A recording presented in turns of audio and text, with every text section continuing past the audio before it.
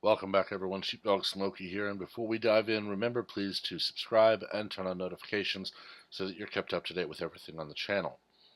This one is very upsetting and very worrying and very scary, honestly. We have a U.S. man who says he ran over an 11-year-old girl because she was white. Looking at this, and this is an example of what I want to see from the media when it comes to attacks like this. The who, the what, the when, the where, and the how. Only give the why if you have an actual credible source. This one, the headline says it. He says it's because she was white. Now we have this man, this jerk, who was driving down the wrong side of the road in the state of Utah when he started driving at the girl before hitting her with his front bumper, charging documents stay. Now the girl was thrown into a nearby front yard by the impact and seriously injured. He then gets out and taunts her with, "We all have to die sometime," and then reportedly tries to flee the scene, although he was prevented from it. They allege he had been using Xanax and marijuana.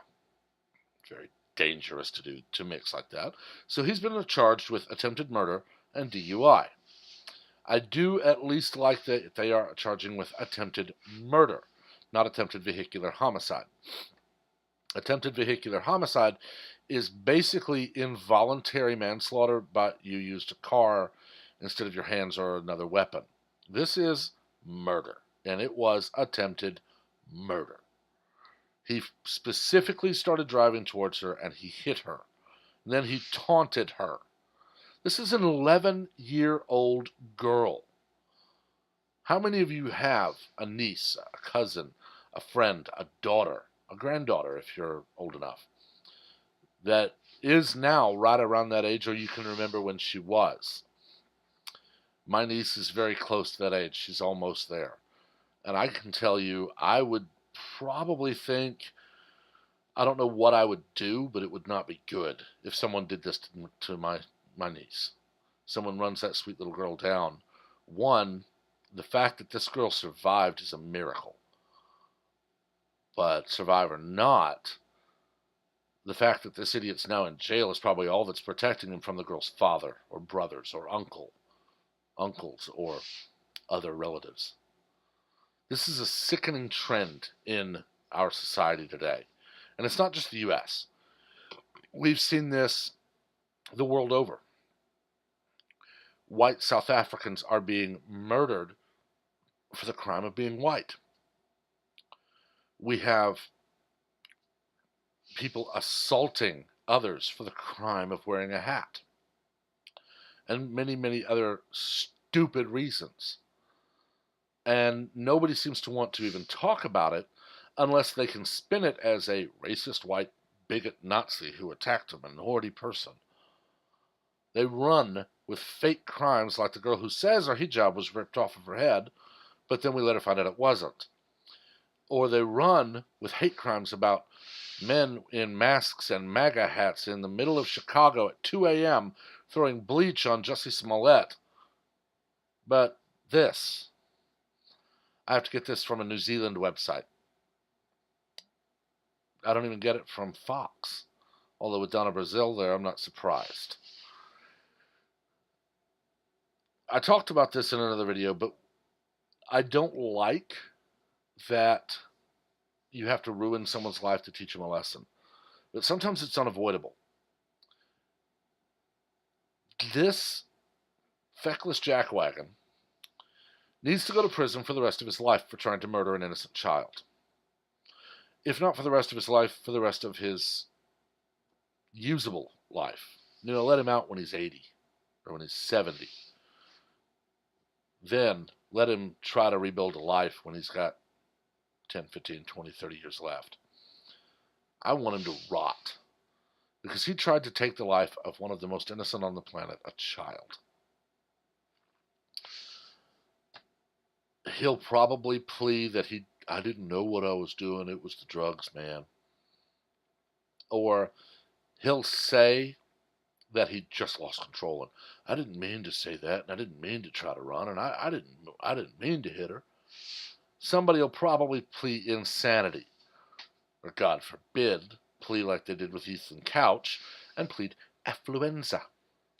It's a word that I really wish I could meet the person who coined it so I could smack him in the back of the head. It's an actual thing. Ethan Couch drove drunk and killed someone in North Texas. He pleaded affluenza, meaning due to his privileged upbringing, he didn't know it was wrong to drive drunk and kill someone.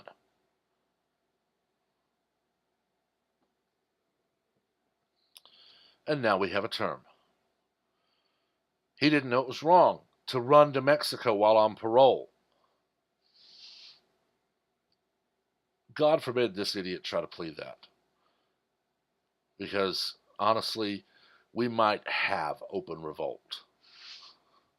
But where are the protests for this poor little white girl hit by a car driven by a maniac high on Xanax and pot? Where are the protests for her?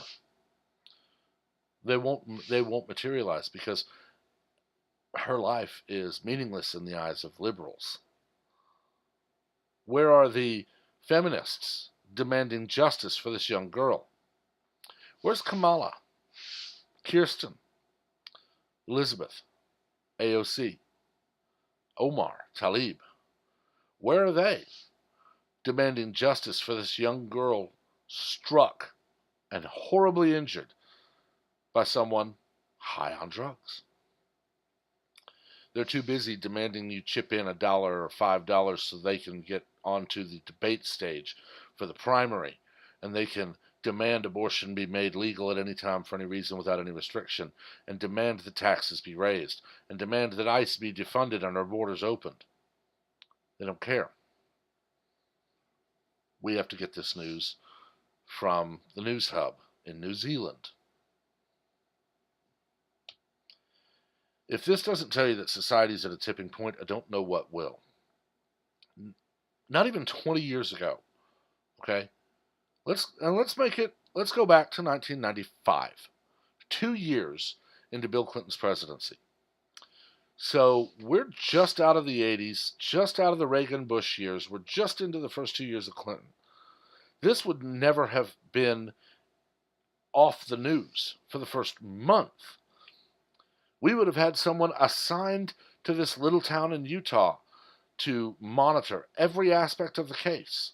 Sit and watch for charges, sit and watch for arraignment, go sit in every trial session and report with bated breath what's going on here. But just 24 years later, doesn't even make the news. And very simply, it's because now this can't be used by the liberal media machine and the liberal Democratic Party to demand further control of your life. Had this idiot used a rifle, we'd hear calls for gun control. Had the young girl been black, we would have heard this story screamed on CNN about a racist hate crime. But he was high on Xanax and marijuana. And right now, marijuana is a big pet project of the liberals, so they can't have anything on the news that says marijuana is not a wonderful thing in all circumstances. The young girl is not a minority, so they can't use her for their own agenda. No gun was used, so gun control can't be demanded. It's very sad that we're now in a time in our country where the news only makes national headlines, national TV, when it can be used by politicians to demand control over your life. As opposed to a time, even with a very liberal man in the White House, Bill Clinton would have chimed in on this. The press corps would have asked him about it. Now, nothing. Anyway, I've talked about this long enough, and you can tell it's getting to me. I used to be a firefighter. I can't even imagine what the first responders who rolled up and had to take care of this little girl were going through. If I had rolled up and I had been told by the EMTs, let us work, I'd have probably not just stood around without at least thinking this guy needs a butt kicking. I don't know. But let me know what you think. Stay calm. Keep the comments civil. The young girl is seriously injured, but she is all right. I am going to try and follow this to at least get an update on her condition and hopefully his sentencing. But for now, let me know what you think. Stay civil because, again, we don't learn from arguments, we learn from debate.